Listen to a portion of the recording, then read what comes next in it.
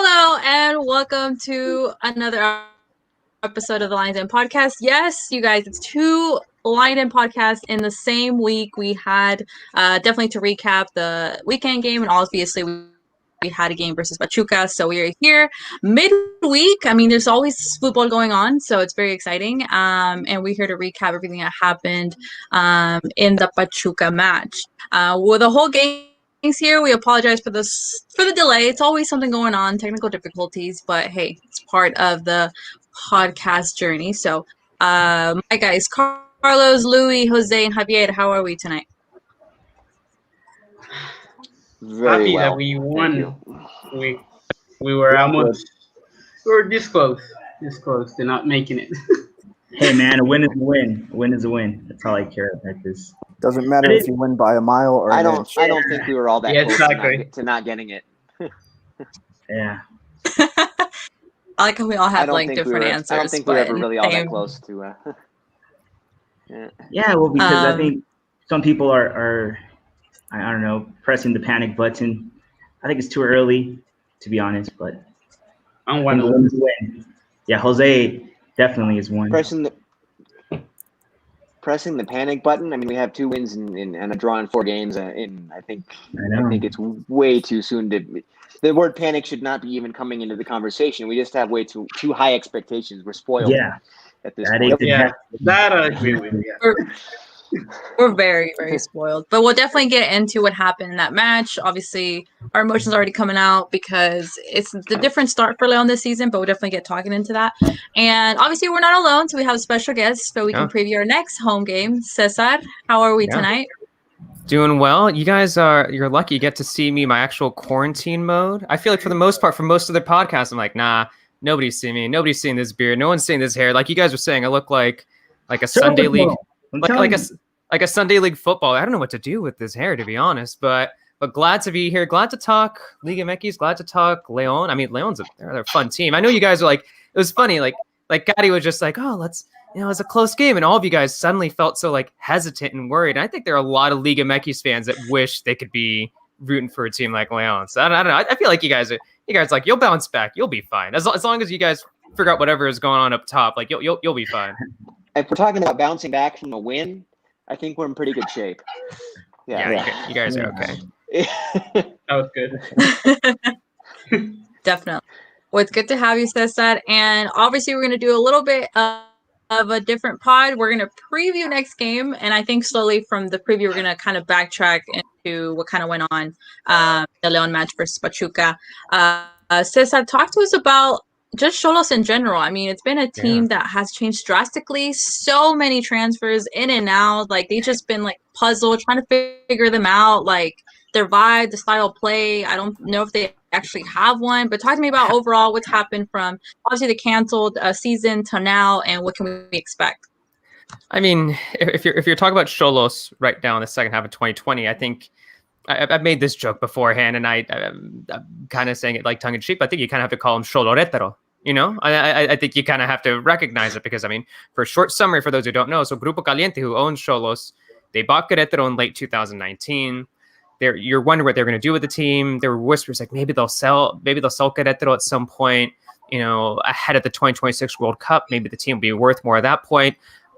Then we hit the pandemic, and Grupo Caliente realized that it would make more sense for them to sell off the team. So they sold it to people involved with Atlante, and it appears as though part of the deal was that they got a number of Querétaro players. And by a number, I mean some of their best players. I mean, Sanveso, Aboagie, Marcel Ruiz, Nahuel Pan, Jordi Cortizo, Jimmy Gomez. So basically you have a Xolos team, which I would say had a mid-table roster, regardless of how they did in early 2020. I would say it's a mid-table roster.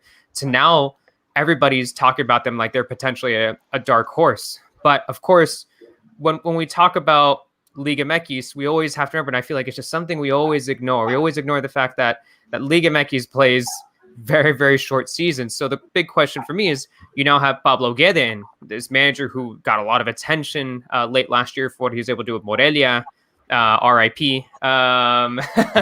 And you wonder if he'll have enough time to really build something with this team, to really, as he talked about, I mean, just to have enough of a process to really have them be a true dark horse. So right now, I think there are a lot of very, very, very interesting pieces of this Xolos puzzle. I think they have a lot of fascinating players, but I think it might take some time. It might take some time. There was the promising start against Atlas, that America loss. I mean, that just definitely highlighted some issues defensively. Things got better in the draw with Tigres, which was 0-0, but it's going to be a fascinating project under Guede. I think it's going to be a risk-taking one. I think they're going to be pretty porous in the back line. I think they're going to allow a lot of goals, but I think I'm really fascinated by how they do in the attack. So should be a good team, but I think the question is, when will they truly become a consistent good team? Because I think whether it be this week or whether it be 3 weeks from now, it might take some time. But it's a fascinating project, though. Definitely. I feel, it's just the whole with Querétaro. I think that's just, I feel like in that short time of, the quarantine, everything going on, cancel, like so much movements going on. And, like you said, RIP from Maria. So lots of drastically things happening in Gamegi. In regards to Xolos, I mean, I know there's a history with Leon, whether people want to call it like, oh my God, like it's, part of a Clásico or not. How do you see, just in general, Xolos against Leon in the past couple of seasons? I mean, I think that it's always a pretty good series. I mean, I think that, if you're asking for me, from my perspective as someone who lives in San Diego, I would say that you hear a lot of people talk about Leon as if it was an actual rival. Maybe Leon fans don't feel the same way. I imagine Leon, maybe I'd be interested to hear what you guys have to say, but I think a lot of people, especially Xolos fans, like feel as if it is a rivalry, and the Xolos themselves, whether it be on social media, you've seen that try to like hype up this rivalry because right now, Xolos don't. Who are the rivals? It's not maybe another border town team like Juarez, maybe down the line, maybe Mazatlan because they're closer. They try to really start something with the Galaxy, but they don't play them enough. Maybe Lana Donovan, San Diego Loyal, maybe that could potentially be rival, but they're literally, even though they're separated by a short amount of space, they don't exactly play against each other frequently. So I think because of that, and you see a lot of players who either grow up with the team or players who either step into the team who recognize that this is a pretty big deal for Xolos fans when you go up against Leon. And I think Xolos tend to step up, and I'm sure, I haven't looked at the stats, but if I were to take a guess, I would say it's probably a fairly even series between the two. I have no idea if it's one or the other. I would say it's fairly even. So I think it's always a pretty intense affair when it comes from Xolos, and I think from Leon, at least in recent seasons, it's just, they're just fun to watch. They're attack minded. They're gonna bring a lot of intensity in a lot of games. They're gonna have a high pressing fullback. So I anticipate that it's gonna be a pretty good game, but I don't know. Like I said, I still have question marks regarding Xolos, and once again, I know they're going to be a good team. I just don't know if they're going to be a good team consistently within the next couple weeks. Yeah, definitely. Javier, do you want to go ahead and get your segment started regarding the history? Okay, because I think Okay, so I said it perfectly. Oh, wait. Oh, okay. Okay, ready? Yeah, We're gonna go to Javier's segment. Once upon a time.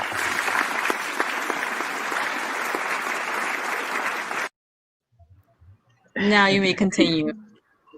Okay, I agree with Cesar. I think when I talk to people here in Leon, they probably don't see it at all as a clásico. They see it as a rivalry because of exactly the games they played in Segunda División, which were really good, in my opinion, historic games even for Leon. But I am from San Diego, and I've always seen the Leon Xolos games in Tijuana, and I can tell you it's a big rivalry, and it feels like a big, I don't want to say, it just feels like a pilgrimage for people of Leon. They go for Leon. They come from all parts of like the United States, like Chicago or New York, and they all kind of just come to Tijuana, and it does feel like we're there to see a selección. That's how I feel. That's the team that I've always rooted for. But definitely there is a lot of history, and I think Cesar said it perfectly when he was talking about what rivalries does Cholo have, maybe down the line, Bravos or Mazatlan. And I think that's the exact same thing with Leon and Xolos. I think down the line, if they continue to play very important liguilla games and stuff like that, then of course it will become a clásico. Because to deny that Cholo hasn't been kind of an uncomfortable team to play, especially when they're in Segunda División, is like you're denying the fact that they eliminated us. Probably, it's I think the most hurtful elimination. I think in 2011, which is I want to go back to once upon a time in León history when it was a very devastating loss. I don't know where you guys were exactly. I was in Tijuana. I hated every second of that game. It was our darkest hour. It really was. It was because for so many years, we thought, okay, this could be the one. This could be the one. And of course, many finals lost and whatnot. But this was a semifinal, and I think it hurt more than a final loss because it was just kind of like, are you kidding me? The thing that people forget about is that before the people started looting and whatnot, there's been of course La Roja Blas Perez, and then I think in the second half, I think I wrote an 18-minute. That's when the referee started feeling like, hey man, I have a calambre, I can't really run anymore. And it took them like 2 hours. They're massaging him. 2 hours, 2 minutes. They're massaging him for 2 minutes. And then Tita was like, hey, I mean, that's why we have a cuarto árbitro. Like, can he get out and put the cuarto árbitro? Porque estaba importando mucho lo que era el juego de León. I felt that León was on top of Xolos. That happens 3 minutes later. I'm telling you, 3 minutes later, they finally decided to continue the game. And like in 10 seconds, 15 seconds, Xolos makes the goal and makes it 2-0. And that was it. Like the people just decided they had enough. And it was like images that I remember having friends that kind of almost followed soccer. And they would tell me, hey, I saw León on TV that.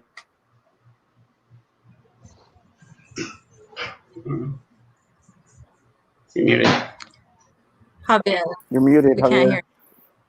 He muted himself. Muted himself. Mute yourself. Uh-oh. Oh, I think it was the Oh. Xolos fans. The Xolos fans, they hacked into the system and they're like, no. They were done with it. Yeah.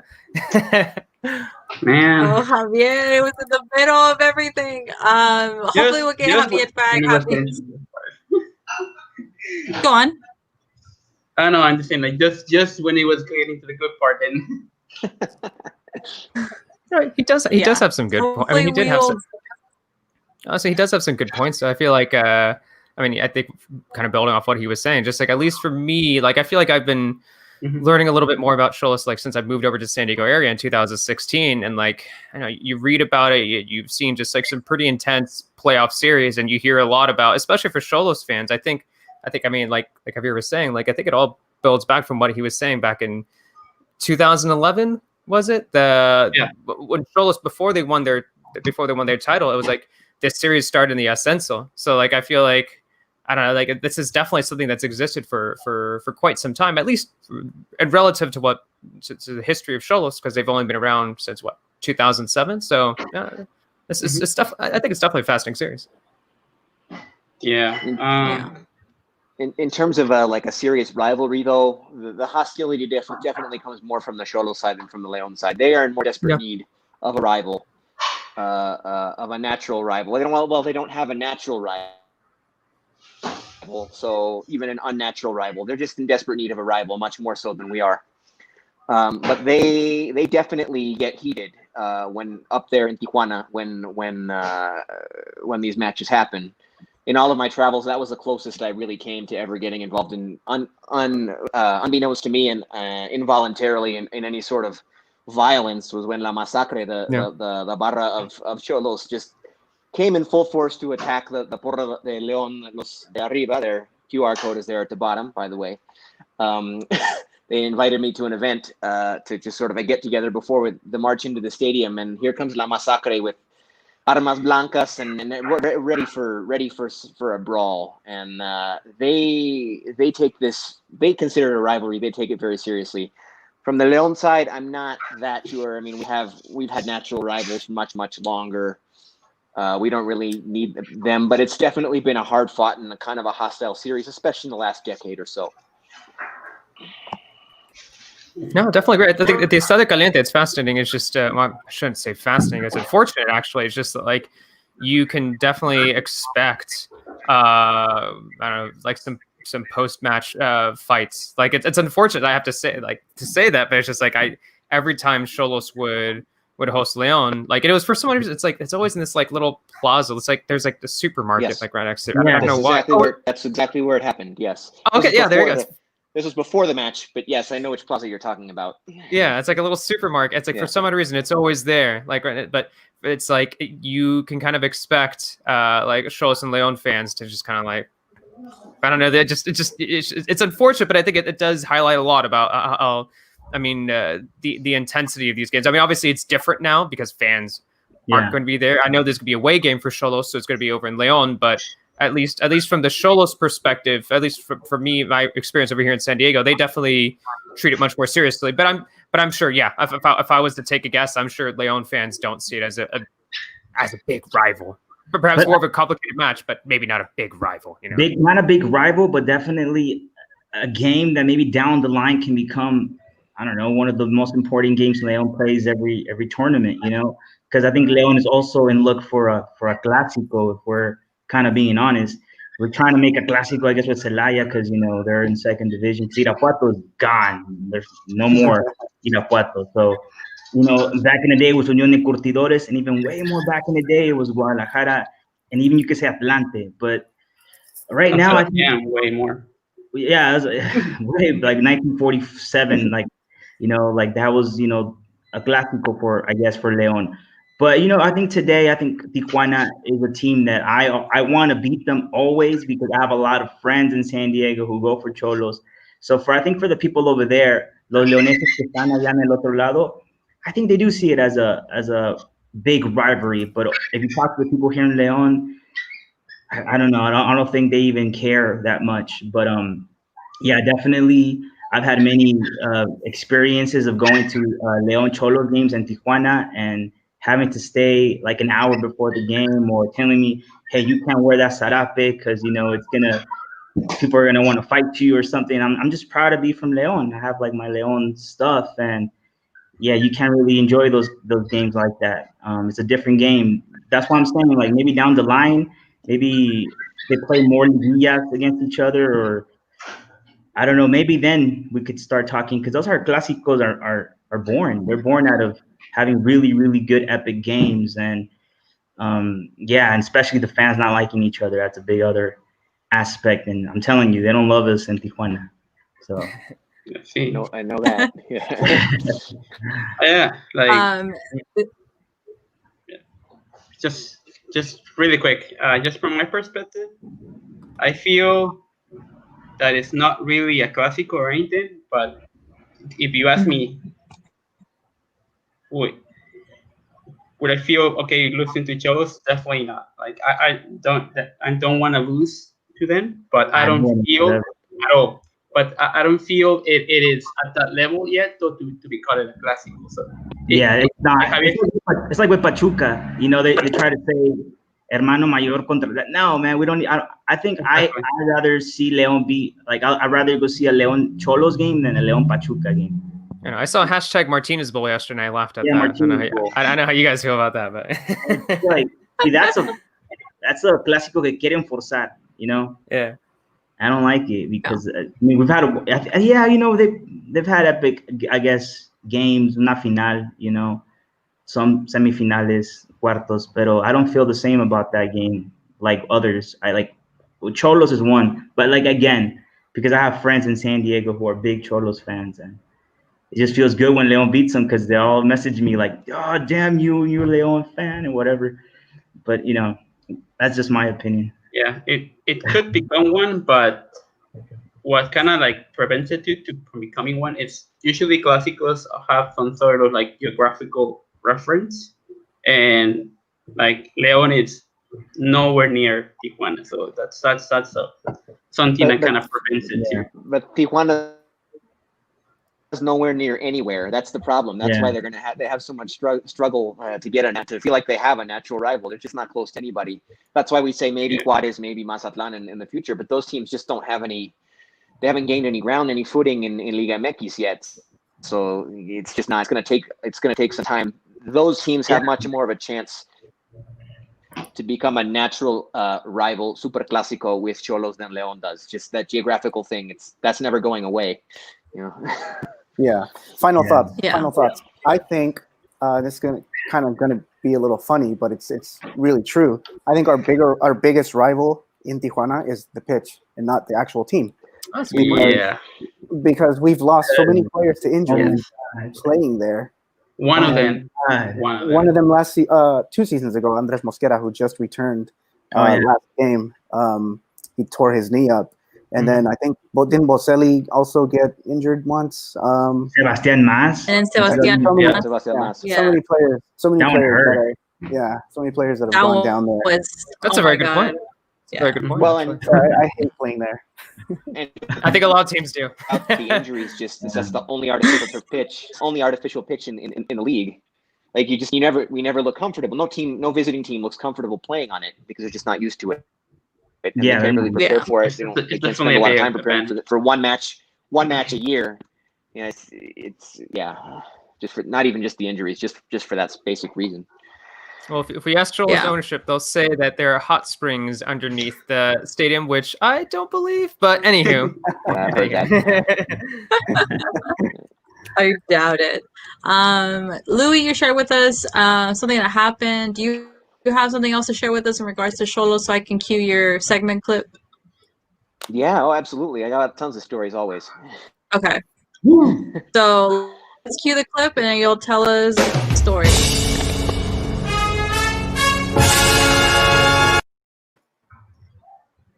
Wow, that was cool. There you go. Yeah. Go on. So I've been Louis. to, I believe, 4 León Xolos matches in Estadio Caliente. And it's always interesting. It's one of the more interesting trips that I can make, just because most of the other León fans that I see there all the time are coming from California. And I'm, this gringo with not a drop of Mexican blood in my system, but I'm the one coming up from Guanajuato to see the matches. So I always meet these interesting people and they want to know what my deal is. And I always get into interesting conversations with some people at Estadio Caliente. And then, of course, there was that one brawl that I narrowly avoided. I had no interest in being a part of, but I was almost wrapped up in it in that plaza we were talking about a little bit ago, right across the street from the hotel, the Marriott, where visiting teams always stay in Tijuana. And I narrowly avoided that. But I'd say the best memory I have of that are the 2 Liguilla matches that I went to there, especially the one in 2016 where we blew the 3-0 lead. That we had in the partido de ida. We completely blew it in the first half, even up a man, and just couldn't do anything right. And then Maxi Morales Abdan we had more balls in, and Mauro Boselli saved us practically at the death. And then for good measure, Chapo saved one. I don't know if I've ever yelled louder for a goal in a visiting. As a visiting fan in a general section, not with the porra, because I don't usually sit with the porra when I'm at visiting stadiums.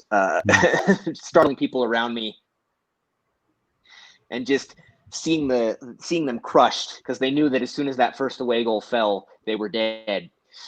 And I think that was the first time I ever went to a León Xolos. That was my first match at Estadio Caliente. I think that's also why it's such a great memory. But in that season, that magical season where they came out of nowhere, out of the death, to save their season on the last day and to just make the Liga in the first place, and then to oust Super Líder Xolos in Estadio Caliente with those late last minute goals from Boselli and Chapo. And I'll never forget that. That was probably my best memory at Estadio Caliente.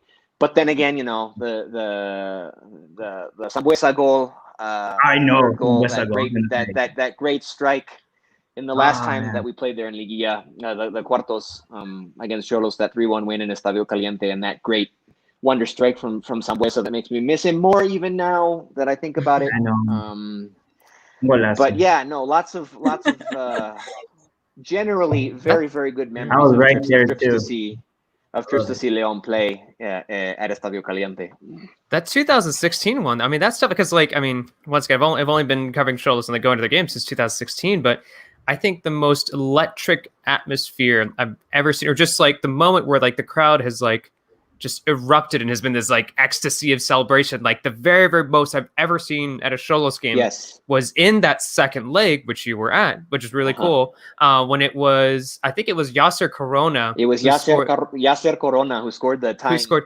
Who scored the equalizer right before halftime, because Guido Rodriguez and Dado Moreno scored before that, because going into that match, Xolos fans were just not confident at all against this Leon side, who were up 3-0, and then suddenly 3-0 they had 3 goals in the halftime. I mean, like when Yasser Corona scored that third goal, just like the stadium was incredible. I remember. That's really cool that you were there, because you would probably remember that. What was it? Did Boselli get 2 goals? Was it Boselli? Boselli scored in about the 80th minute. To get that coveted away goal, because Xolos had no away goal.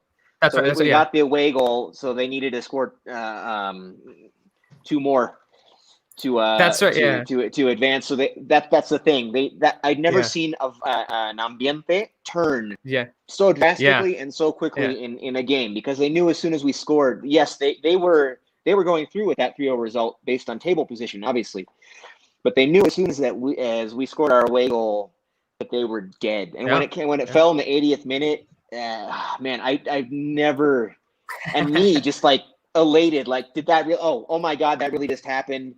and we're for sure going through at this point. And that was and then Chapo, just to add insult to injury, added 1 more after that. Just little. That's a great memory. That's a fantastic. I love thinking back. I mean, I can say that because I don't root for any team, so like I just I root for Mexico. That's fine. Also, like Also, El Piojo, who was coaching Xolos at the time, also got a red card. He got sent off, and they sent him into the stands, right, very, very close to where I was sitting, which was kind of funny as well.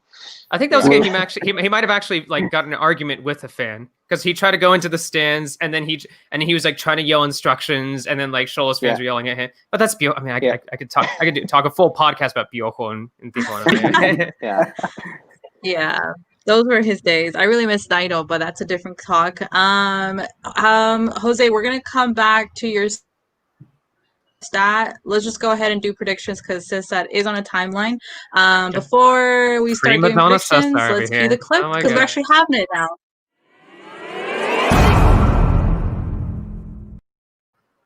Predictions time. Is money on the line? I don't remember this. I wanted the Javier jingle. Yeah, I know.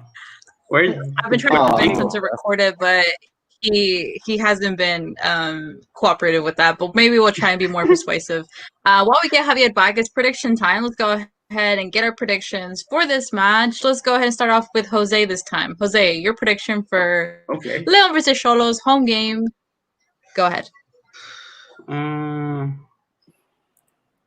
hoping we score more goals than in the previous game, so I'm gonna go with if we win, with a 2-1 win. But it might be 1-0. Okay. Louis, your prediction. I have to say, Cesar, I had to do a little research because I didn't realize who was on Xolos squad at all. I don't usually pay attention to much of the roster moves unless they're like bombazos, and I didn't realize like who Xolos even has anymore. Like I couldn't think of one person who was even on their team anymore.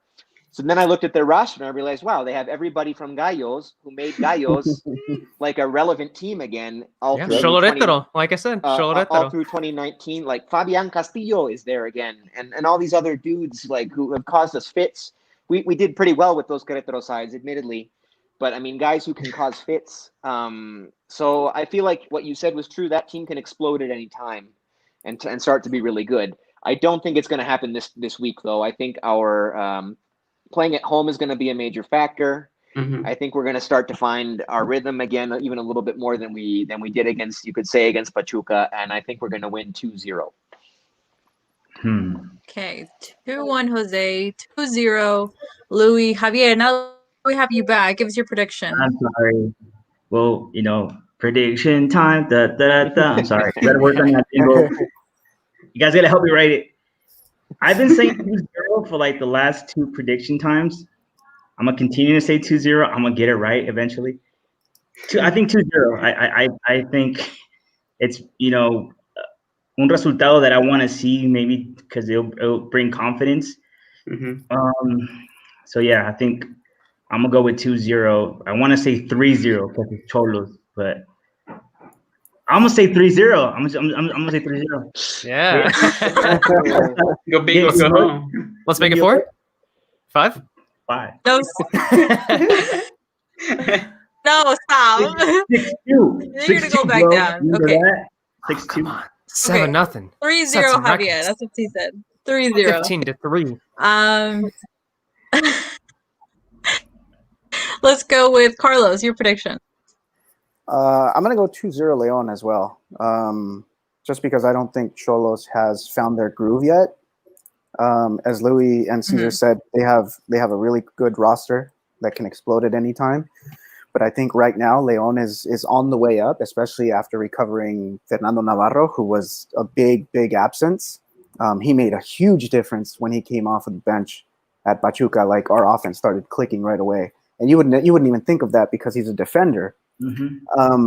So I think we're on our way up, and I think we're going to get the win 2-0, especially being at home. Nobody's going to get injured,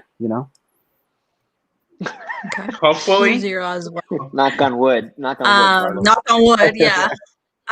Cesar, your prediction. Yeah. No, I think you guys all make very good points. I would agree with most of what you're saying. I think the only I think the two things stand out to me. Like, one, the reason why you guys are going to be right is because my biggest question marks from Xolos aren't regarding the attack; it's the defense. I'm very worried about Xolos defensively. I think that Jorge Aguilar, who's their left center back, gives a little bit too much time, a little bit too much space. So whoever plays on the right hand side for Leon, I think we could potentially see some dangerous runs through there. That being said, I don't know how you guys obviously know more than I do, but I just don't know what's going on up top with Leon. I don't know why. I feel like there should be more goals from this team. I mean, you look at this roster and you're like, why aren't they scoring? And like, should the goal scoring land on the shoulders of Montes or Jairo Moreno? Is when is Gigliotti gonna get his goal? When is Joel Campbell gonna get a goal? I know it's a very subargument, but just like Nico Sosa. Maybe there's too much hope for that young. I mean, his name's Leon, right? The young kid named Leon, right? Like, could he potentially be an option? So I'm wondering what's going on up there for Leon up top. But at the same time, I think in the same way that I say that I think that Xolos are eventually going to get things right. They're eventually going to become a good team.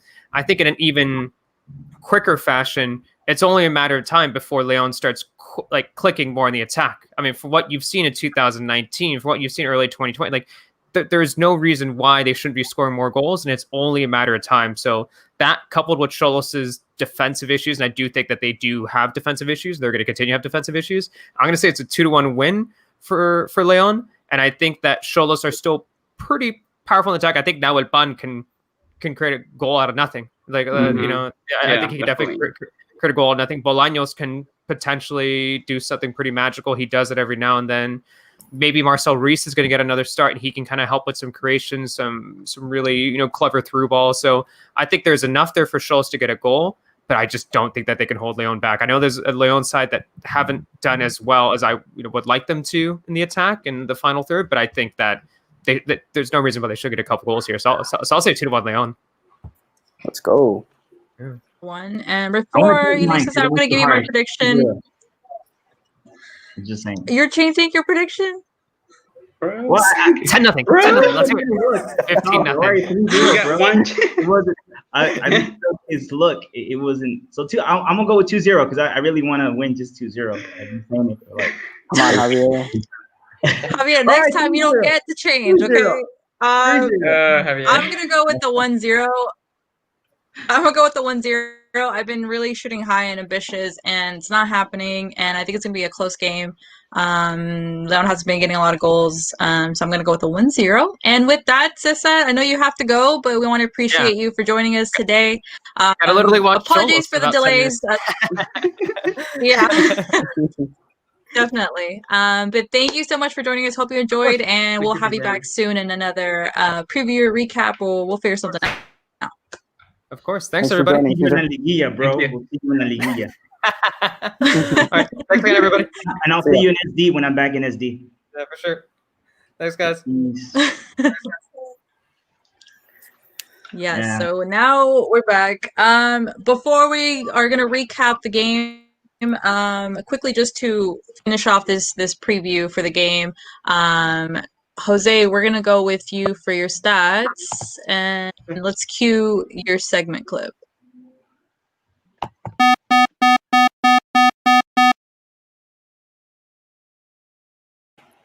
Oh, that's cool. That's pretty loud. They're all cool. Jose, what stats do you have for us for the León versus Xolos game? I got a lot. I don't know if I can go through all of them, but let's see. So the biggest one, since we're playing Xolos at home, and so far since we returned to La Primera División, we have played Xolos at home in 10 different times, and 7 of those times have been in Liga MX. 3 of those have been in Liguilla. Our record against Xolos is 7 wins, 1 draw, and 2 losses at home. We have 27 goals in favor and 10 goals against, and a goal differential of plus 17 at home again.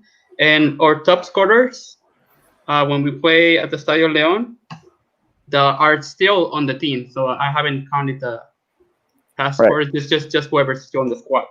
Mm-hmm. So right now our top scorer is actually Campbell.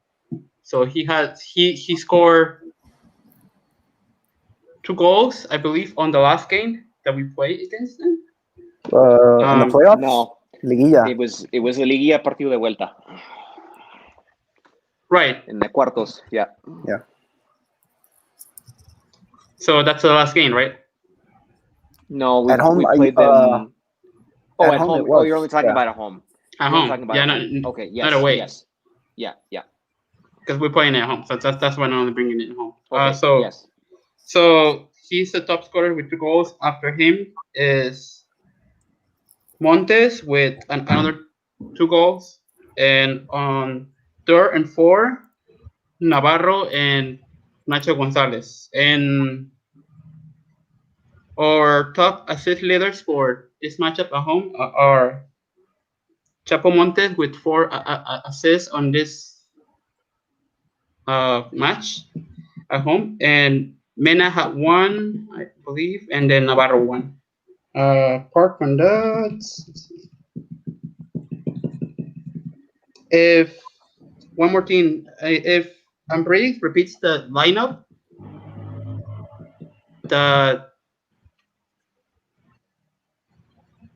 well, actually, I think this stuff has to do with the other match, but I'm not sure. But yeah, that should be it for me, actually. So we do pretty well at Xolos at home. So I feel confident. I just not too confident because of the goal scoring form that we're on, but I think we'll definitely get a win. Mm-hmm. But you know what's kind of funny about Let's- not? I'm sorry. I just wanted to add about. I have the same preocupación, and I just feel like it was funny that sacaron a Campbell, and it looks like we played better without a punta. It's just I don't know. It just feels like maybe Gigliotti, no? I think it's not just Campbell or Campbell, but I think Navarro.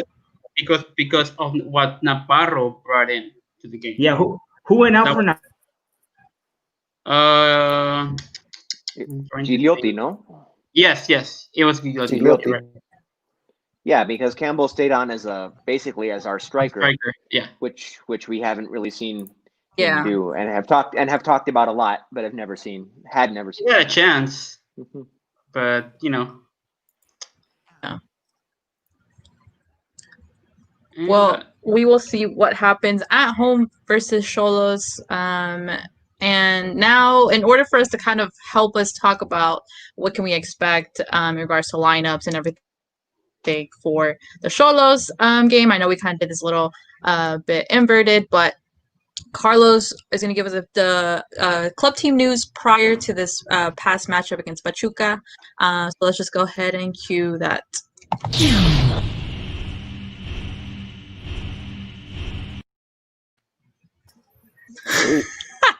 So I have. Go I ahead, have Carlos. one bullet point I added. Mm-hmm. I have one bullet point that I added, and Jose added the other two. He provided me some stats, so Jose, maybe you should go through them. I don't know if maybe you don't have it. You mean the one that you asked? Or I could just do it. That I should. Okay. Just no, go for it. Yeah, It's fine. Don't worry. so, sure, let's go backwards. William Tecillo played his 50th Liga MX match against Cruz Azul. That was provided by Jose. And Chapo Montes played his 320th appearance for León in all competitions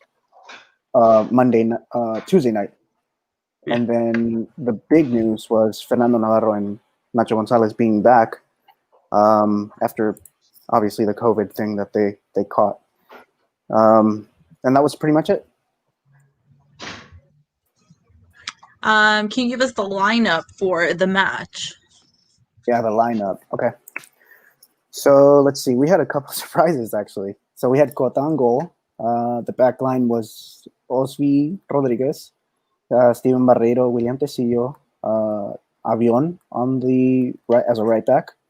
And then we had Montes, Jefecito, Jairo and Meneses on the wings, Campbell and Gigliotti up top. So a couple surprises there. But what do you guys think? I mean, I mentioned on the last show I wanted to see some surprises. I didn't necessarily expect those, but something to make us a little less predictable, something to throw a little bit, throw a wrench into the scouting report of Pachuca. You know, something, anything. And I think it. I mean, you can't say it didn't work. We got the result, and Pachuca never I'm telling you, Pachuca never seriously threatened. I never thought. I know Jose was nervous, but I never thought the game was in doubt. Yeah, I think the biggest surprise for me was Osvaldo Rodriguez playing left back. Other than that, I think it was a surprise, but I think it definitely gave Jairo the freedom to run the wing and do as he pleased, as he obviously has adapted to his left wing back role. But sometimes when he is in that position, I think he goes too far up and he has to come back. So I think putting Osby there definitely helped Jairo kind of run freely through the wing, kind of like in regards to the Navarrito we were talking about earlier, like you can see the impact as soon as he came in, and then you start questioning. Well, Avion has done really well. Obviously, Avion is kind of more defensive in a way, but I feel like lately he has contributed a lot to that attack.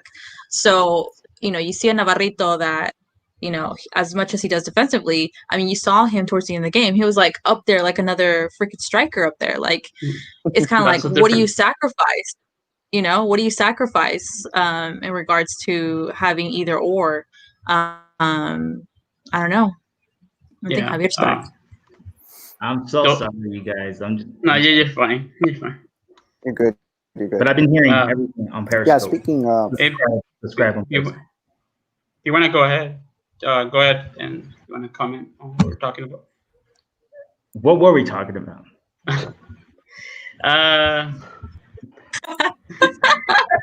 Okay.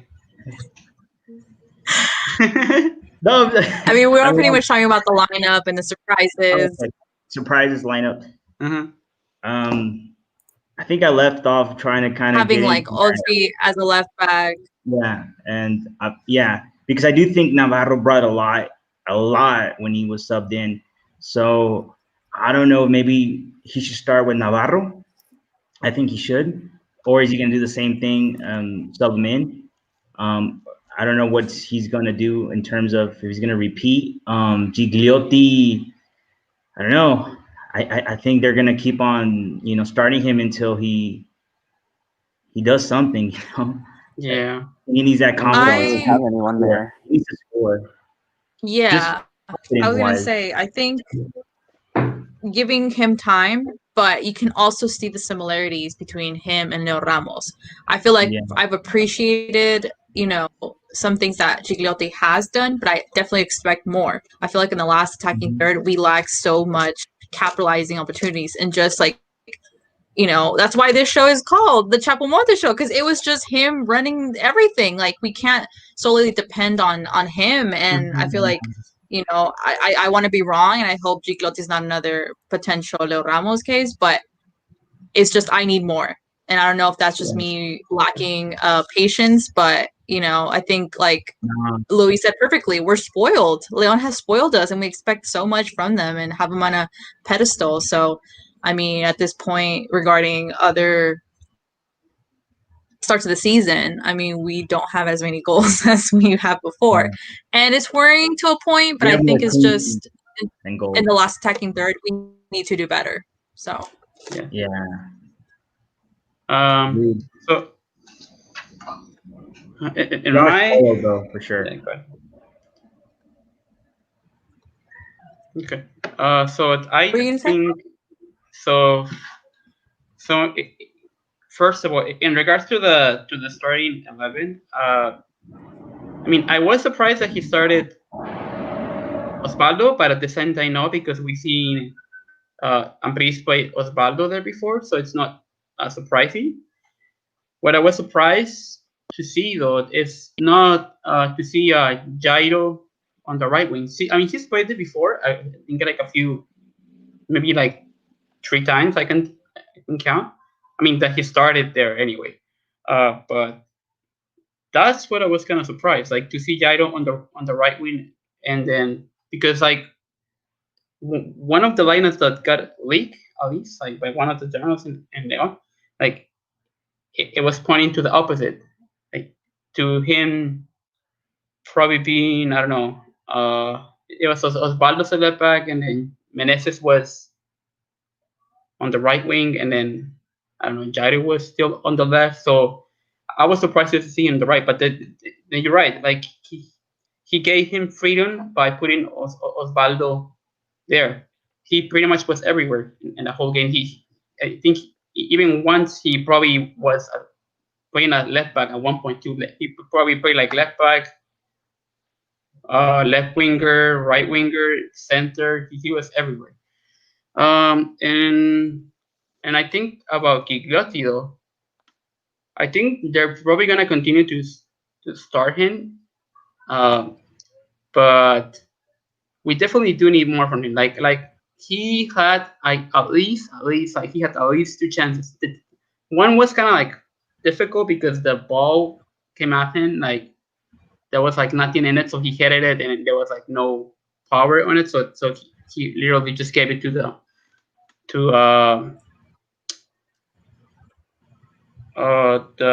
goalkeeper from right now I can't think from the other team. So from Pachuca, which was Ustari. He pretty much gave it to him. Yeah, so that was one, and there was another chance where I think Chapo Montes made like a no, I forget what the turner is. Like he literally faked, left the ball go through, and then it came to Gigliotti. And instead of him shooting a goal, he just passed or something. Like he missed a clear goal scoring chance there. So he had some chances. He just didn't make the most, and we need him to make the most of the chances, because that's like you said, Kari, like we can't be relying just on Chapo Montes to do everything. Like he literally, I mean, the guy is 34 and he had at least three times in the game where he literally took on 3 defenders and on his own came out that through. Was awesome. Yeah, so and like we can, like that's wonderful, but then what about everyone else? Like like there was one I forget what happened, but like there was one chance where Chapo Montes did all this. Oh, it was exactly that one chance.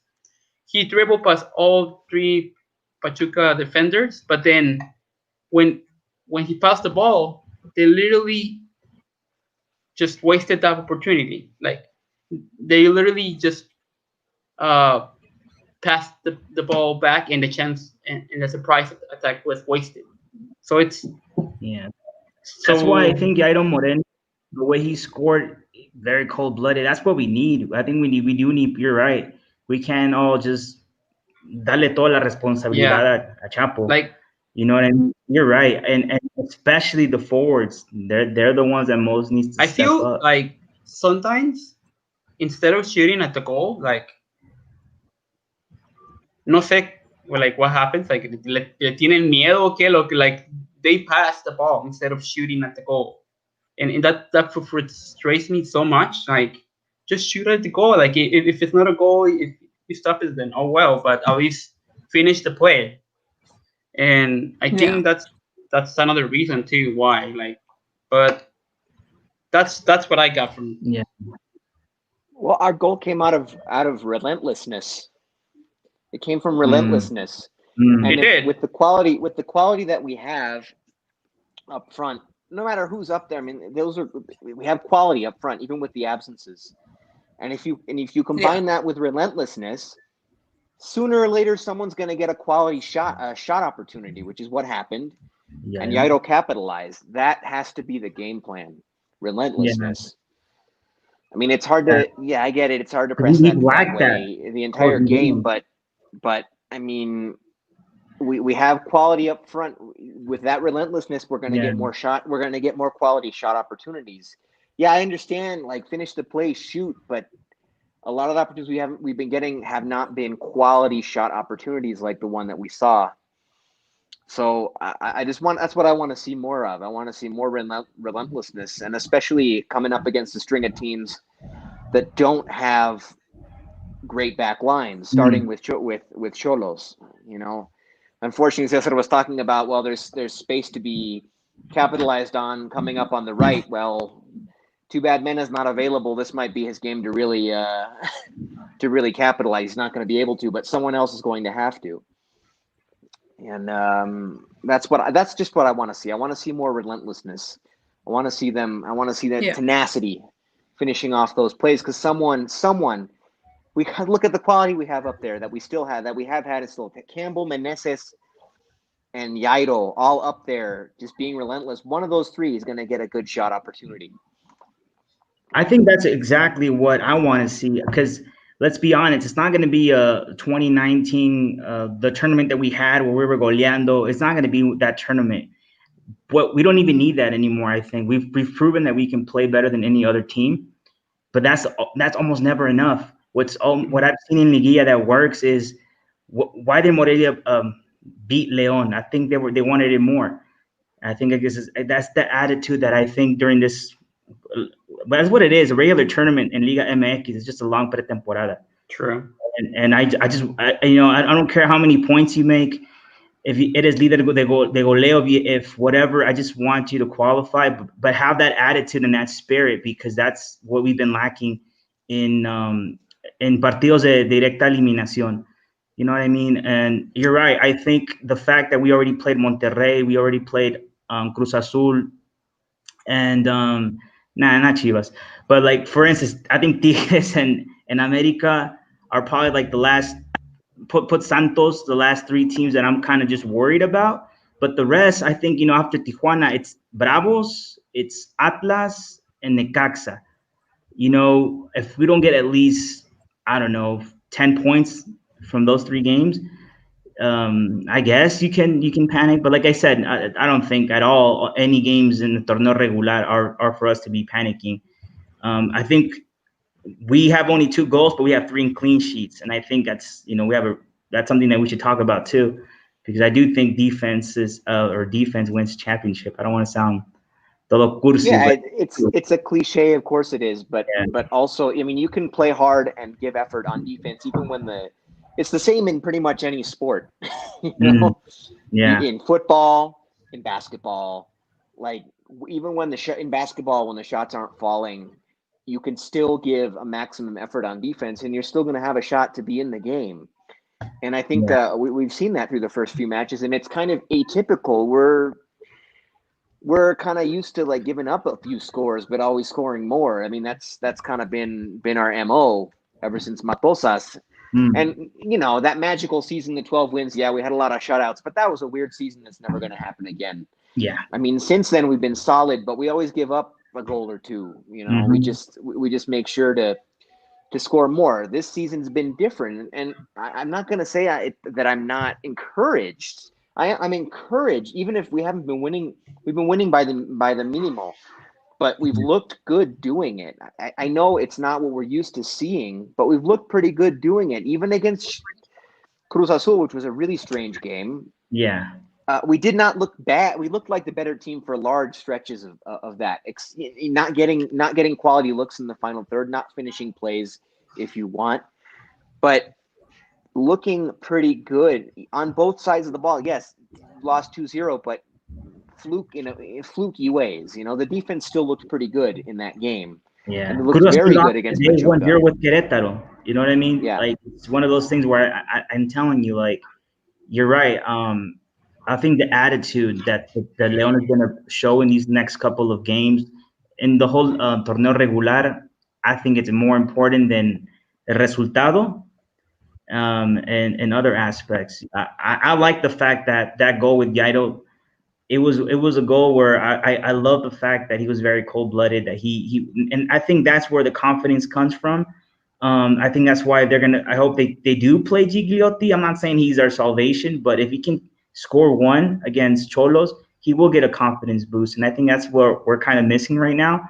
In a way, it just feels like it, you know what I mean? And of course, we don't have Mena, we don't have Nico Sosa. So it's kind of like, all right, let's see. I mean, I think ya para la jornada 15, 16, 17 is when we should really start worrying if we're not, you know, because that's when you're starting. I always see it, you know, like it's not always who starts better, it's just who closes best at the end, and they end up winning championships like freaking Tigres. You know what I mean? But yeah. I mean, we also have to think about the circumstances, like the nature of this tournament, and then the circumstances of the world and everything. We can't like ignore this. These are odd circumstances, and I think that if ever style points can be kind of thrown out the window, it's right now. I saw a good tweet. I don't remember who it was from, but it said, "No es el momento de esperar exquisiteces." You know, it's not the wins are not necessarily going to be exquisite. They're not going to be pretty. Like, style points don't really count right now. As long as we're getting the points and the results that we need, no matter how we're getting them, as long as that continues, you know. Oh, why didn't we score 3 goals? We only scored 1, and it was a little nervy. Yeah, that's not the big concern right now. We got a solid. I was not even really that nervous against Pachuca. They couldn't really do anything against us. We got a solid result against Pachuca. And I think it's one that we can build on. And style points, I'm not really concerned about right now. I'm just really not. Unless you're Damian Lillard, you know, playing great with the Blazers. No, I'm playing. You're right. It's kind of like we should just kind of appreciate. No, man, that's another topic. Yeah, like I do feel it's. I'm sorry, Jose. I didn't mean to cut you off. No, you're fine. Continue on. Yeah, definitely. I think, especially from what we learned a year ago. It's a huge pretemporada, and as long as we qualify to the liguilla, then you know I'm satisfied. At this point, I don't care being super leader or scoring the most goals, playing the best. I think León has proven they played the best, but at the end, when you see games against LAFC and Morelia, what I've seen what lacks is the mindset, the attitude. You know, and I think that goal with Jairo was exactly what Luis said. It was relentless. It was being relentless. Just keep going. It was the result of relentlessness. That's there you go. Yeah. Coin that, and also coin and copyright, because I've been hearing it everywhere that Chapo copyrighted. That's you said that. Chapo is like wine. He does. You know, I'm not trying to be too harsh, but I'm also trying to set in the reality that up front we just need to be better. Yeah. You know, we have the talent, we have the people. I don't, you know, the defense I think has been great. I think midfield, you know, también. Obviously, I feel like we can't. It's gonna happen. Like, knock on wood. I hope that all of our players stay safe. But I think the situation, we're gonna lose players here and there, like during jornadas. Like, you know, now it's Nico Sosa and Mena, and then now, you know, we're gonna recover them. But what if, you know, we miss out on someone else? Like, I think that's gonna be inevitable. But no, it's really the reality of things. Like, you know, we just have to think like that. But I think I just think keep them in a bubble, like bubble boy. Up front, even though we do have, even though we do have a lot of players that are goal scoring opportunities, I think we have yet to see, you know, a lot of that, and I think that's where my worry comes from. You know, Gigliotti, like I said, I hope it's not another Leo Ramos case, but it's kind of seeming kind of like that. And then, you know, Joel Campbell obviously started. It's kind of left as a number 9. Okay, and then, I mean, what else? Like, I feel like we need to take more risk up top. You know, I'm not expecting a 5-0 every game, but I feel like I don't need to be on the edge of my seat waiting and see if we're going to win 1-0. Tampoco. Because obviously that with Cruz Azul, under the circumstances, yes, you know, that's how the situation was. But come on, like, we shouldn't be losing against Cruz Azul 1-0. You know, but against Pachuca, I mean, we probably would have scored another one. Like, I don't want to be on the edge of just thinking, oh, we're going to barely pasar de panzazo. Like, no. Obviously, yes, it's a situation where, you know, liguilla es una cosa, la temporada es otra, pero I don't like being like that. I don't like being like that. I need a up top to be like determinado every single game, that I know, okay, we can, you know, I know that there's going to be goal scoring from this person at least, you know, or taking risk. Like yesterday, I feel like until Yairo, but not a lot of people were taking risk. It was just Chapito, and then we saw Navarrito came in, and then him all the way up top. Like, I don't know.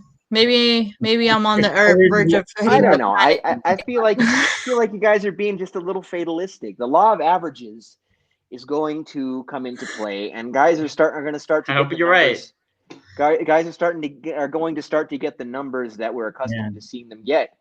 But until that happens, as long as we're getting the results, style points don't mean anything. The way we're winning doesn't mean anything right now, as long as we're winning. And I don't know. It's also a question of perception. You guys perceived that win a lot less solid than I did. I mean, I thought that was there can be 1-0 wins that are really, really solid. And I think for me, that was a pretty solid 1-0 win. The game was, once we scored, I did not get the impression they were going to, I mean, barring like a PK or something, I didn't get the impression they were gonna generate the kind of play to tie the game against us. They hadn't done it all game. Why would they start then?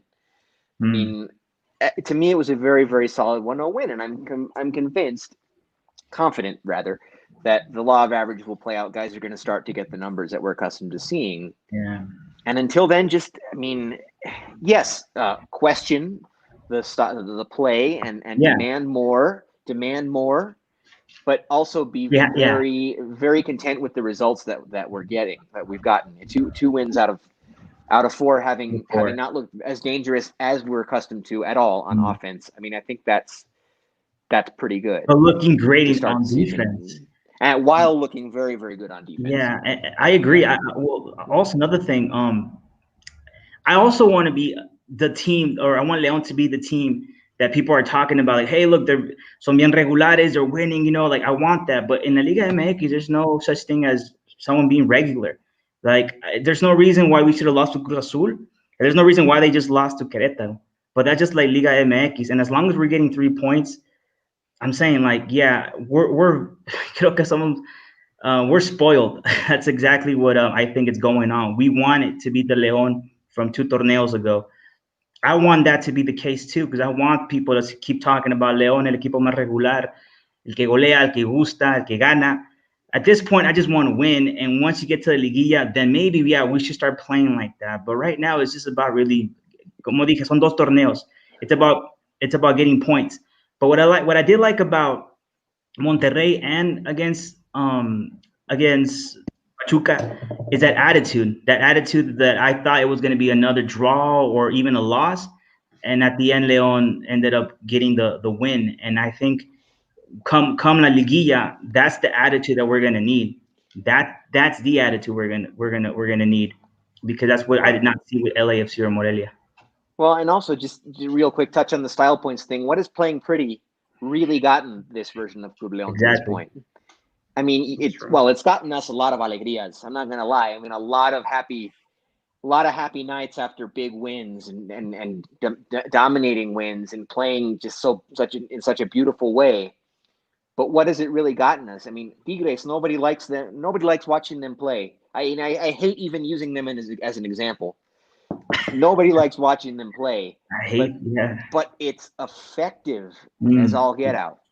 You know, I'm not saying we should strive to play like them. No, we're not built for that. Even if they were enjoyable to watch, we're not built to play that way. Yeah.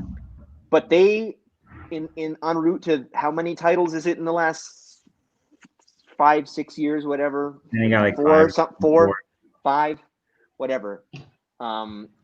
They've had to win a lot of ugly games to get where they are, and I think if we're winning ugly games, that could be an encouraging sign as much as a discouraging one. See, I wouldn't mind winning ugly games, but if it's in La Liguilla, if it's in regular season, I would like to be more games where we play well. Not like they don't have to play every single game.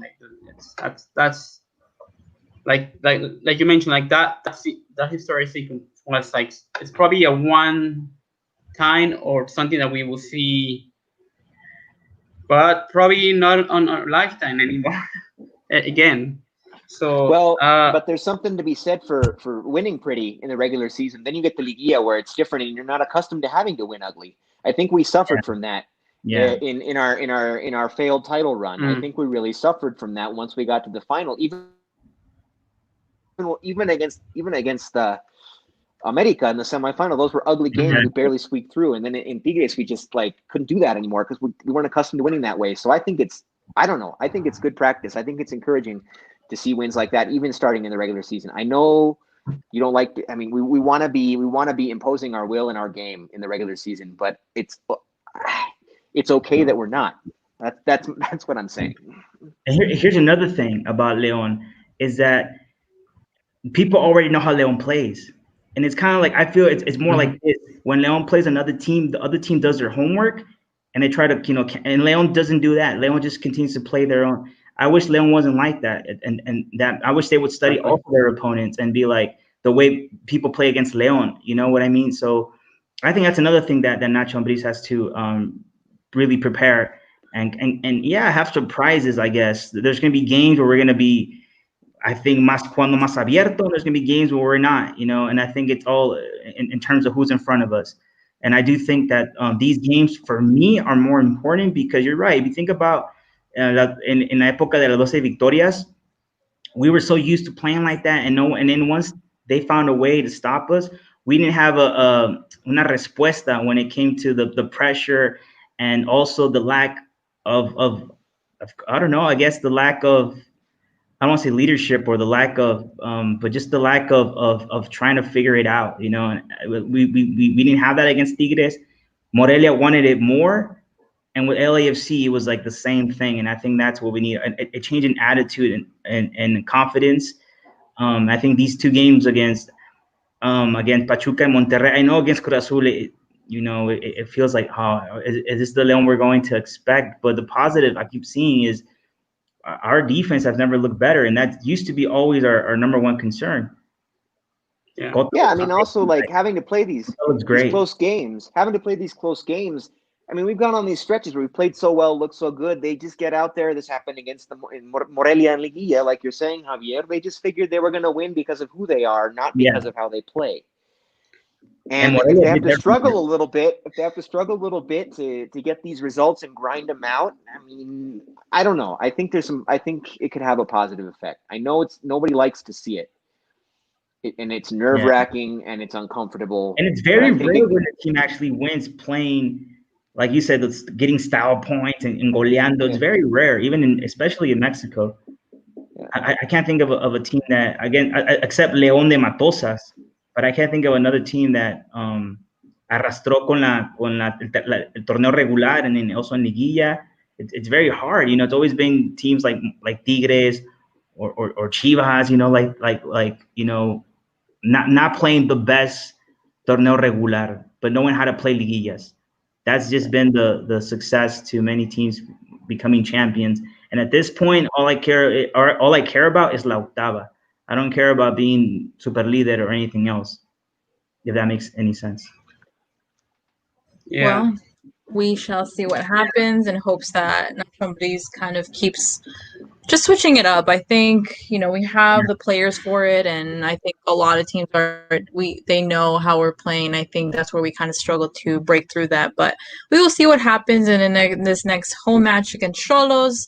And yeah, so this was the full episode. I know we did things a little bit different, and we did end up losing Carlos. Again, we've had a lot of technical issues today with everybody's, but hopefully we'll all be back and seeming I can't even talk for next week. It will not be Monday since we have a home game Monday, so we'll let you guys know what day we'll be podcasting and reviewing the Xolos game and upcoming games. So thank you guys so much. If you guys are watching us through YouTube and Periscope, thank you so much. I hope you guys appreciate this. And don't forget to follow us on all social medias. We'll keep you updated in regards to what's happening with Leon. Hopefully recover of the players and kind of live tweeting throughout the game, as we love to do every single game. Hope you guys enjoyed our segments. We'll have more of those segments with more content, definitely. And I hope you guys enjoy this podcast. Thank you for joining us on episode 40, the Chapito Montes show, and we are taking off.